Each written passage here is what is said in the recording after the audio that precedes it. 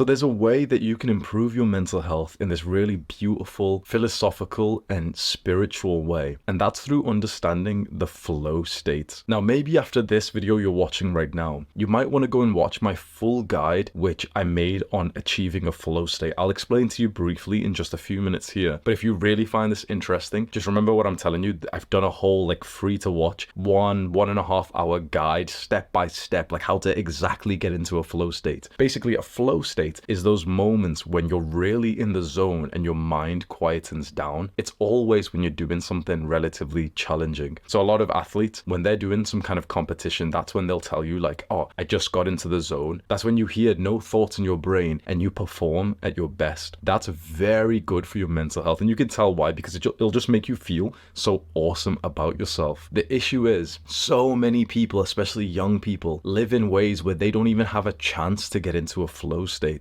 The biggest problem that you have, the reason why you may not be experiencing like this beautiful experience of the flow, is because you don't do the kind of tasks where you could get into a flow state. Basically, you only get into a flow state if you're doing something which is challenging, but you're also good at it. So for example, if you've been going to the gym for a year or 2 years, and now you come in and you aim to hit a PR, that's probably when you're going to hit a flow. If you've been training in martial art and you've got a competition coming up, you're probably going to hit flow. But truthfully, if you're like studying and you don't really like studying and you're just trying to do the homework but you don't really want to, then you're watching some TV, then you're going on TikTok, it's not going to help you. You can imagine how bad the lives are for the amount of guys who are young in high school and they literally come home from school and all they do is just consume. They just scroll on TikTok, and that's so bad for your mental health because there's no chance you're going to get in like any kind of flow state which makes you feel awesome about your potential there. Just realize one thing here: the best moments in your life are likely not going to be the relaxing ones where you're just doing something mundane like watching YouTube videos, including one like this. The best moment in your life is likely going to be some kind of challenging experience. And yet we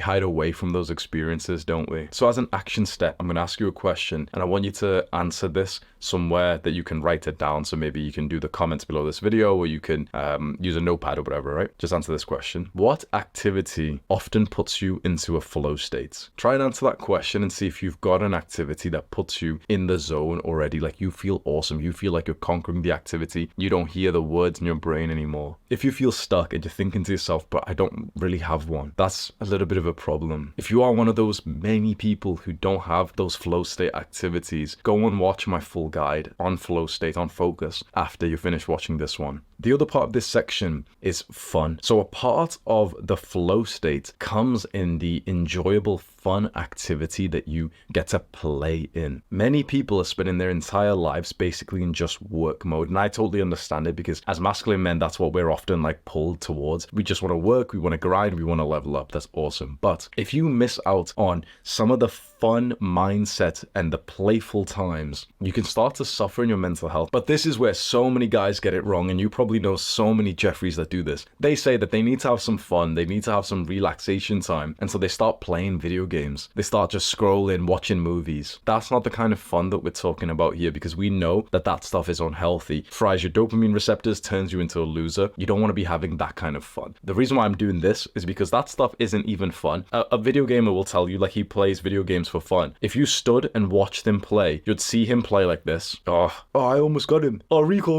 Not smiling, not laughing. How is it fun if you're not even smiling? Real fun comes from these real life activities, and it basically will be the exact same way that you used to play with your friends when you were younger. So this might sound weird as me, an adult, implementing this, but also you as like a teenager. One of the greatest ways you can improve your mental health is playing the exact same way that you used to as a little boy. So if you were a young boy and you used to like wrestle with your brother and you used to do like WWE moves, if you weren't gonna like lie, if you just visualized wrestling with your brother now, even though you're older, and still practicing WWE moves, you know for a fact you'd still kind of enjoy it. They might find it cringe, but you know for a fact you'd probably like get into it. How like as children we used to go outside and we'd just knock on our friends' houses and like just go play and like, you know, do stuff on our bikes and jump over fences, and we'd have the most amazing day. That is the exact same way that you'll find enjoyment, like this same kind of like play style. So as a kid, I used to play a lot of like tag and hide and seek, and it sounds strange, but playing the same thing as as an adult is so fun and it's so good for me that I want to schedule it into my day, and you can too. I know that you feel like you don't have much time for this, or that it can sound cringe, and you probably feel like you've got basically no one. This is the unfortunate thing, is like, you, even if you're down, you basically, it's going to be hard for you to have anyone who's going to do this with you, unless if you've got like someone who's much younger than you. If you have a younger sibling right now who's still in that, like, that childhood years where they want to play and wrestle and, you know, do random stuff, spending time with them and playing tag with like your little brother, that will really improve your mental health. Now, if your little brother's like 14 years old and he's jacking off and on TikTok and OnlyFans and stuff, probably not. But maybe even with your parents, you used to spend so much time with your parents, your mom would take you to some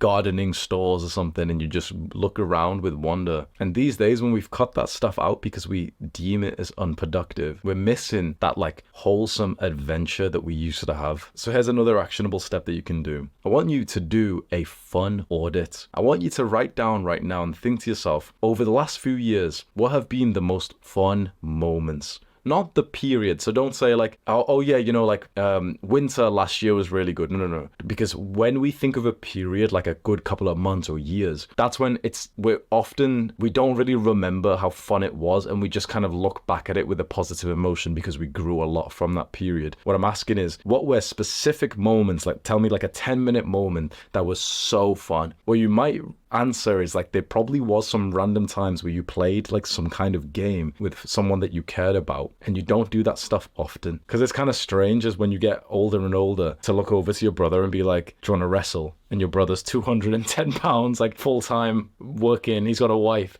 and it's a bit strange. But it's like, if we broke down that barrier where it was unacceptable for two like adult guys to like wrestle for fun, we would significantly improve male mental health. And you know, like, how people do this? They just go to a martial arts gym instead. Basically, when we're boys, we all wrestle, we all fight, and we actually, in a weird way, we actually kind of find it fun. It's just annoying that our parents don't understand and they always shouted at us. But as boys, even though you'd get hurt, you kind of found it enjoyable to just like wrestle with your brother or your sister. When you get older, you can't do that, and it's like socially abnormal to do it. And that's why so many guys will just join martial arts, because then it's like, it's just normal in there.